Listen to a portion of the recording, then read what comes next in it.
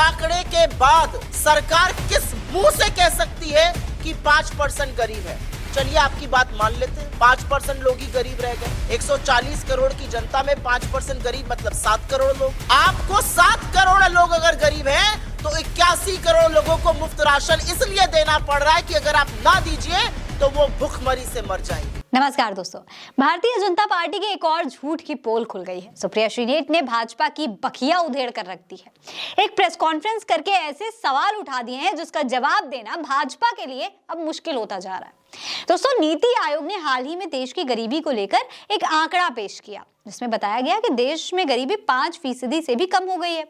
इस नए आंकड़े और चौंकाने वाले आंकड़ों के बाद कांग्रेस ने बीजेपी को देश में असली गरीबी और इसके पीछे की असली सच्चाई के बारे में पूछ लिया और देश की जनता को बता दिया। कांग्रेस ने बीजेपी से पूछा कि अगर देश में 5% यानी कि 7 करोड़ से कम गरीबी है तो फिर 80 करोड़ लोगों को आप फ्री में राशन क्यों दे रहे हैं?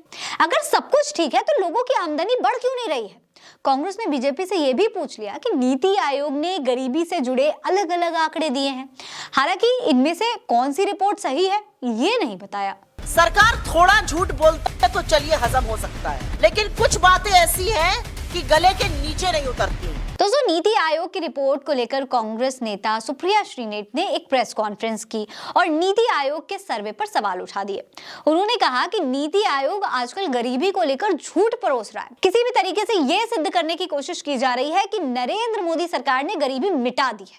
सुनिए क्या कह रही हैं सुप्रिया श्रीनेत। हमारे सरकार से कुछ सवाल है और वो सवाल जरूरी है। इस तरह के भ्रामक सर्वे लाकर आप इस देश की क्रेडिबिलिटी पर, डेटा की साख पर देश की आर्थिक क्रेडिबिलिटी को ध्वस्त क्यों कर रहे हैं? सुप्रिया श्रीनेत ने 80 करोड़ लोगों को फ्री में राशन देने की बात पर मोदी सरकार से पूछा है कि अगर आपके हिसाब से 5% गरीबी है, जिसका मतलब है कि देश में केवल 7 करोड़ लोग ही गरीब हैं, तो फिर आप 80 करोड़ लोगों को फ्री में राशन क्यों बांट रहे हैं? क्या आप देश के पैसे को फालतू में बर्बाद कर रहे हैं? वहीं सुप्रिया ने यह भी कहा है कि अगर भारत में केवल 5% गरीबी है तो लगभग 25% घर या फिर 35 करोड़ लोगों के पास कार, बाइक या साइकिल क्यों नहीं है? असलियत तो यह है कि गांव देहात में साबुन, तेल, मंजन की बिक्री भी धीमी हो चुकी है।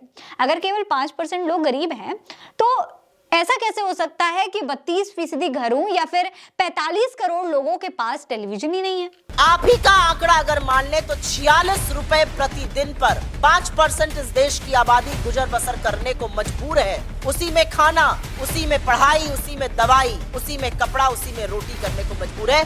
उनके बारे में ये सरकार क्या कर रही है? वहीं सुप्रिया श्रीनेत ने अपनी प्रेस कॉन्फ्रेंस में यह भी कहा है कि अगर देश में सब कुछ इतना चमकदार है जैसा कि इस नीति आयोग की रिपोर्ट में बताया जा रहा है तो फिर लोग तंगहाल में क्यों रह रहे हैं? कांग्रेस ने बीजेपी पर आरोप लगाते हुए कहा है कि अपने झूठे प्रचार के लिए देश की आर्थिक आंकड़ों की विश्वसनीयता के साथ खिलवाड़ बंद होना चाहिए, क्योंकि आपके झूठे आंकड़े और खोखले दावे जमीनी हकीकत के ठीक उलट हैं। गरीबी के कौन से आंकड़े को माना जाए? आपके जुलाई 2023 के 19% वाला या फिर 5% वाला, कौन सा सही है?